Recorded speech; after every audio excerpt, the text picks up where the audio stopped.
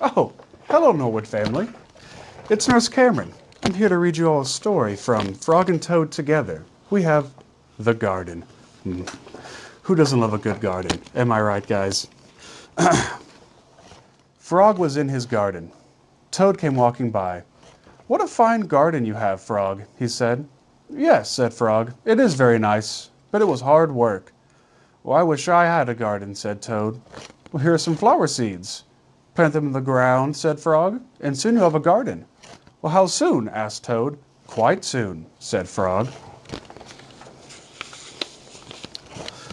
Toad ran home. He planted the flower seeds. "Now, seeds," said Toad, "start growing." Toad walked up and down a few times. The seeds did not start to grow. Toad put his head close to the ground and said loudly, "Now, seeds, start growing." Toad looked at the ground again. The seeds did not start to grow.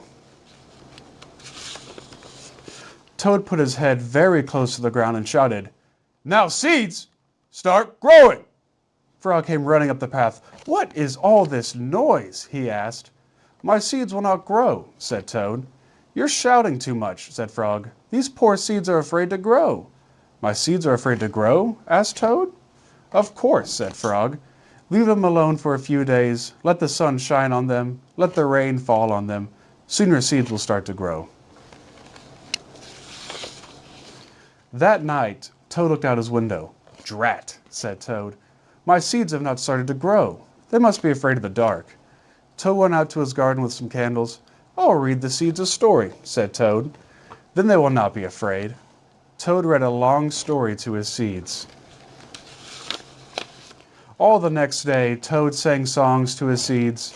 And all the next day, Toad read poems to his seeds. And all the next day, Toad played music for his seeds. Toad looked at the ground. The seeds still did not start to grow. "What shall I do?" cried Toad. "These must be the most frightened seeds in the world." Then Toad felt very tired, and he fell asleep. "Toad, Toad, wake up," said Frog. "Look at your garden." Toad looked at his garden.